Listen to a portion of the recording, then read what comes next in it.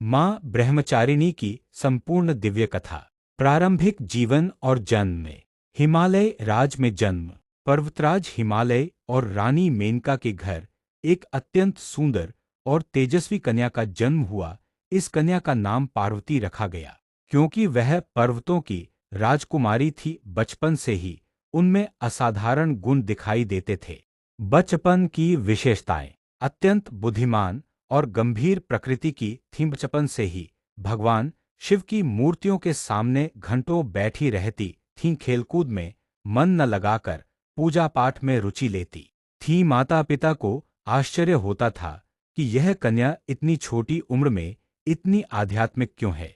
पूर्व जन्म का रहस्य। सती का पुनर्जन्म। वास्तव में पार्वती दक्ष प्रजापति की पुत्री सती का ही पुनर्जन्म थीं। पिछले जन्म में भी वे भगवान शिव की पत्नी थीं, लेकिन पिता दक्ष के अपमान के कारण उन्होंने योगाग्नि में अपने प्राणों का त्याग कर दिया था।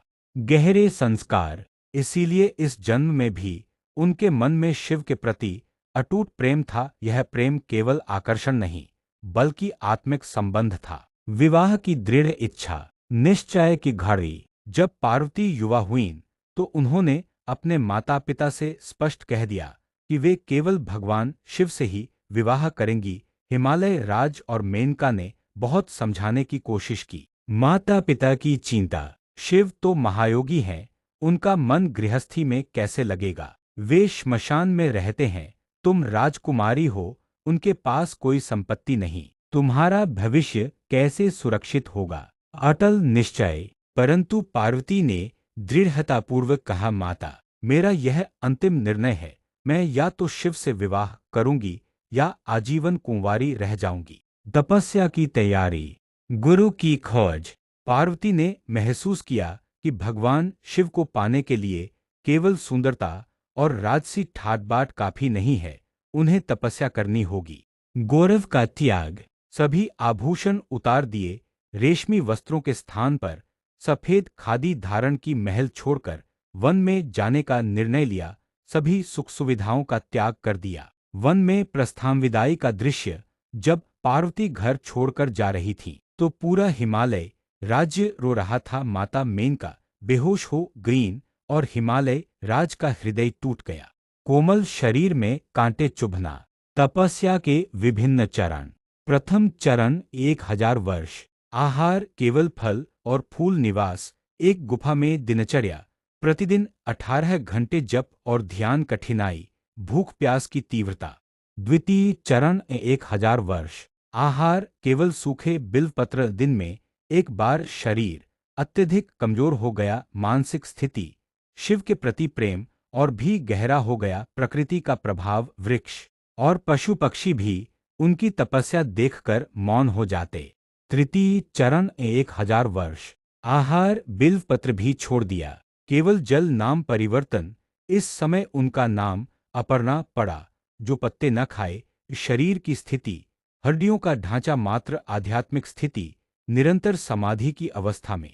चतुर्थ और अंतिम चरण 1000 वर्ष। आहार जल भी छोड़ दिया। निराहार तपस्या। शरीर केवल प्राणवायु से जीवित। तेज इतना तीव्र तेज कि कोई पास न जा सके। लोकों पर प्रभाव। तीनों लोग कांप उठे, देवता घबरा गए। परीक्षा का समय। शिव का ब्राह्मण रूप में आगमन। जब पार्वती की तपस्या चरम पर पहुंची तो भगवान शिव एक वृद्ध ब्राह्मण का रूप धारण कर उनके पास आए। परीक्षा की शुरुआत।